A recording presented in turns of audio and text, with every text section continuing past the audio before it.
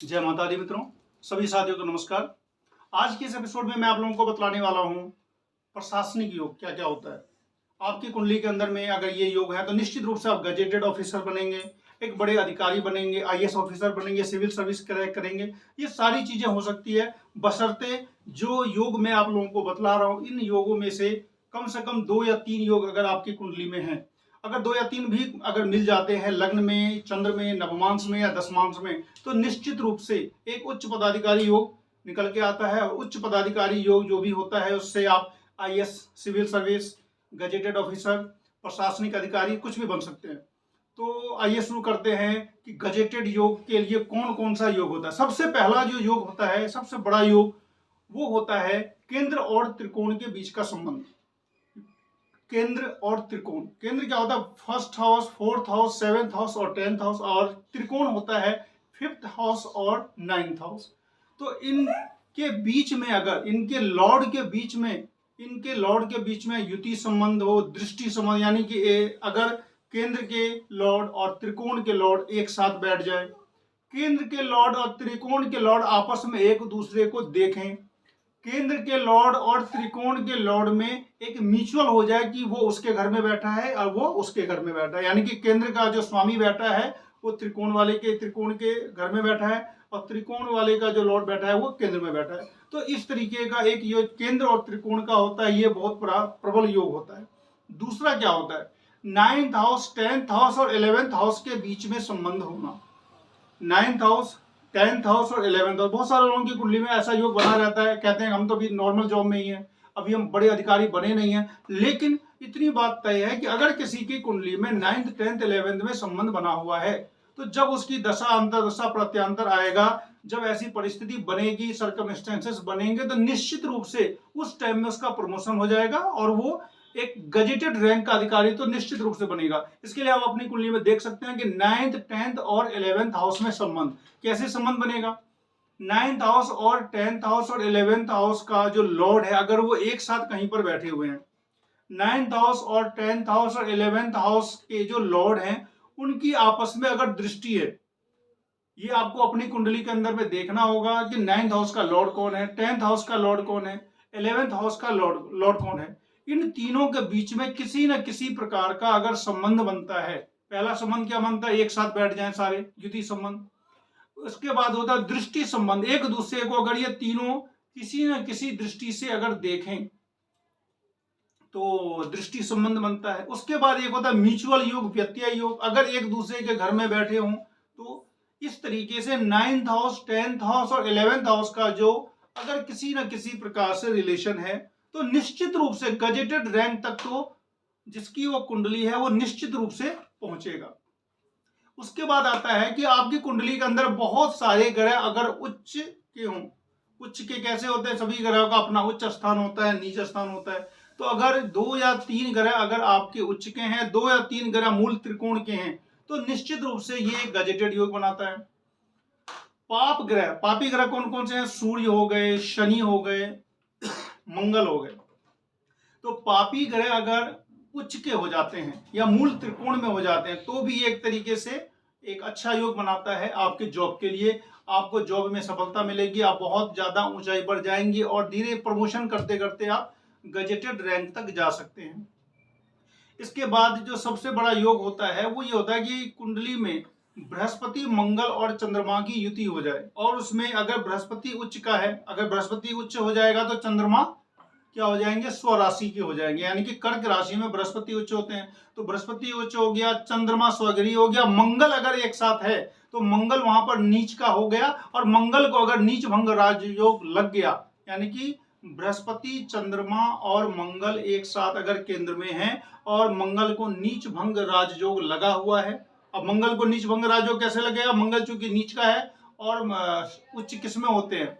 मकर में। तो मकर का जो लॉर्ड है शनि, वो शनि अगर केंद्र में है तो वो नीच भंग राजयोग लग जाता है। तो ये वाली जो परिस्थिति मैंने आपको बतलाई, आप कुंडली में आप देख सकते हैं कि लग्न से, नवमांश से, चंद्र से या फिर D10 से अगर इन चारों में से कहीं से अगर एंगल मिलता है तो निश्चित रूप से ये एक गजेटेड योग है। और सफलता जरूर मिलेगी। हाँ, डिपेंड इस बात पे करता है कि कुंडली में योग तो जन्मकालीन ही बन जाता है। जो भी कुंडली देखी जाती है वो तो बर्थ डिटेल से बनती है। बच्चे ने जन्म लिया और उसकी सारी कुंडली के अंदर जो भी ग्रह दशा योग सारे निकल के आ जाते हैं। तब फलित कब होगा? फलित होने के लिए दशा, अंतरदशा और प्रत्यांतर और गोचर का इंतजार करना पड़ता है। जब ये सारी चीजें सर्कमस्टेंसेस अच्छी तरीके से मिल जाती है तो फल मिल जाता है।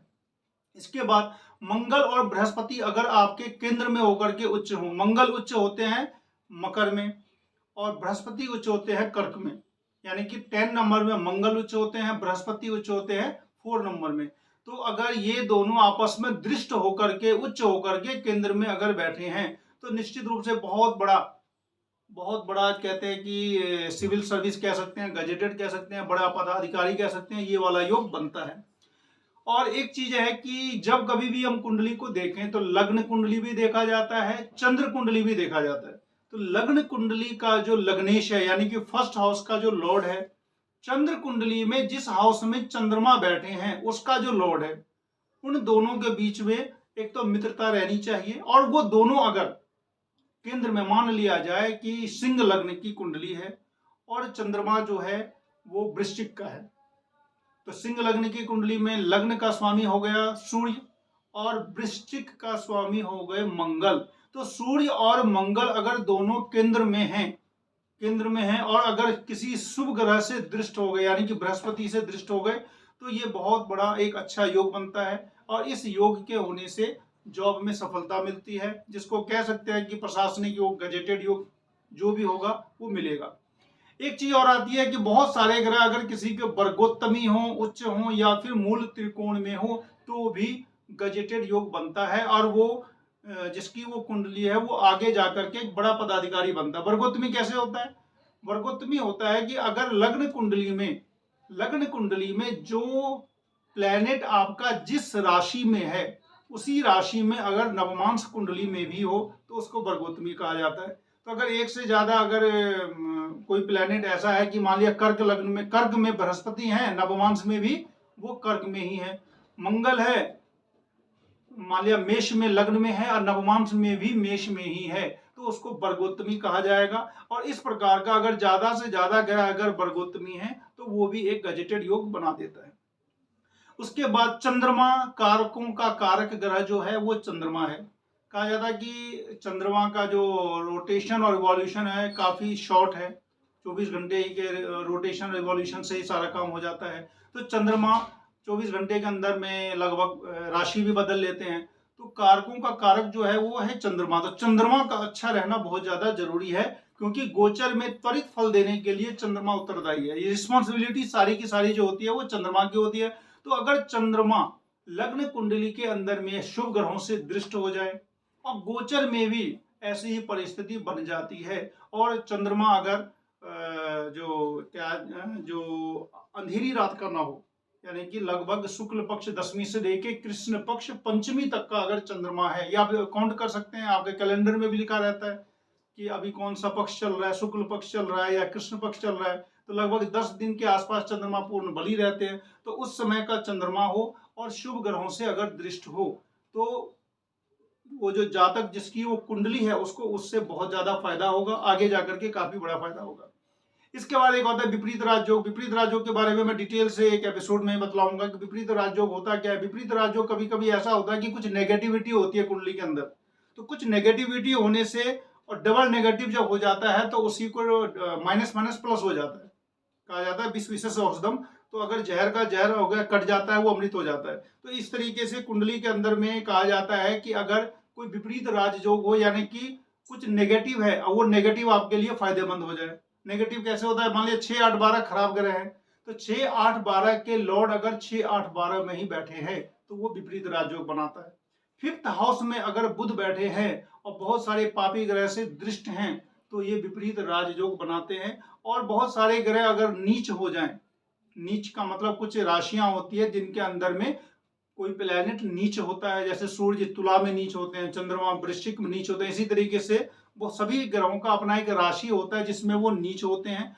वो नीच में होने के बाद जिस घर में वो उच्च होते हैं उसका लॉर्ड अगर केंद्र में बैठा हुआ है तो वो नीच भंग राजयोग कहलाता है। तो ये परिस्थिति भी अगर किसी की बन जाती है तो निश्चित रूप से गजेटेड योग बनता है। तो ये जो मैंने आपको बतलाया, इनके अंदर में अगर 3 या 4 प्रकार से लग्न से, नवमांश से, D10 यानी कि दशमांश से, D10 चार्ट से, अगर आपकी कुंडली के अंदर, आपके बच्चों की कुंडली के अंदर ये सारी चीजें मिलती हैं तो ये समझिएगा अगर इसमें ज्यादा से ज्यादा अगर मिलेगा तो स्ट्रगल काफी कम होगा। अगर कुछ योग हैं और कुछ नेगेटिव योग भी हैं तो स्ट्रगल होगा। हर हाल में अगर फर्स्ट हाउस का लॉर्ड और 9th हाउस का लॉर्ड अगर यानी कि लग्नेश और नवमेश अगर आपका स्ट्रांग है तो स्ट्रगल ना के बराबर होगा। और अगर थोड़ा सा अगर लग्नेश और नवमेश यानी फर्स्ट हाउस और 9th हाउस का लॉर्ड अगर आपका वीक है, वीक कैसे हो सकता है, 0 से 5 अंश के भीतर हो, शत्रु के घर में हो, शत्रुओं से दृष्ट हो, अगर ये परिस्थिति बनती है तो स्ट्रगल होता है। और अगर स्ट्रगल होता है तो फिर कुंडली दिखाने के बाद आपका जो फर्स्ट हाउस का जो लॉर्ड है, 9th हाउस का जो लॉर्ड है, उसका आप स्टोन पहन सकते हैं या फिर उनकी पूजा करके उन ग्रह का जो नेगेटिव इफेक्ट है उसको आप कम कर सकते हैं। तो ये इस तरीके से ये जो गजेटेड योग जो मैंने बतलाया, इसको उच्चाधिकार योग बोला जाता है, इसको प्रशासनिक योग बोला जाता है। तो अगर ये कुंडली के अंदर में रहते हैं तो निश्चित रूप से प्रशासनिक जो क्षमताएं होती है, प्रशासनिक नौकरी होती है जो, उसमें जरूर सफलता मिलती है। और जब उन ग्रहों का जब दशा अंतर दशा प्रत्यांतर आ जाता है, लग्न कुंडली से गोचर में जब आ जाता है तो जिसकी वो कुंडली होती है उसको पूर्ण रूप से सफलता मिल जाती है। तो अगर आप लोगों को ये अच्छा लगा होगा तो निश्चित रूप से लाइक करते रहें, शेयर करते रहें, सब्सक्राइब करते रहें और मिलते हैं फिर कोई नई जानकारी के साथ नेक्स्ट वीडियो में। तब तक के लिए नमस्कार।